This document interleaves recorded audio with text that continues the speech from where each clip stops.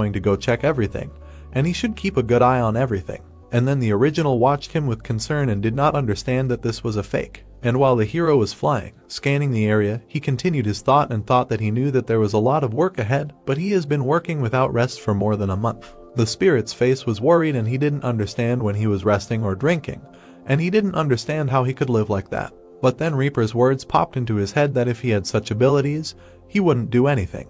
After that, the original looked at Bell's tail and kept silent meaningfully, and then thought about how he was a scoundrel, and then wondered if it was true that if he couldn't do anything, he would immediately run. At that time, Peepodong was kicking the railroad tracks. Somewhere in the lava lake, movements and shaking began. Waves spread across the lava and shook. Someone in the lake was watching and thinking that only 20,000 years had passed since he fell asleep, and some crazy bastard was making noise. The hamster began to kick even more aggressively. Lava began to actively flow from the flying islands from the shaking. The creature thought that it was too noisy. The lake began to boil and he thought that he could not stand it anymore. A huge object began to burst out of the magma. It turned out to be a huge elemental that demanded to be allowed to sleep. And then the aggressive Lloyd began to ask about what happened to his construction. Then the huge monster pointed at him and said that he was trying to endure, but there must be a line, and asked why they were making noise, and the demons ran in fear and screamed that he should have slept for another 100,000 years. All the demons fled screaming, and the hero began to throw them away, and they in response praised him for his selfishness.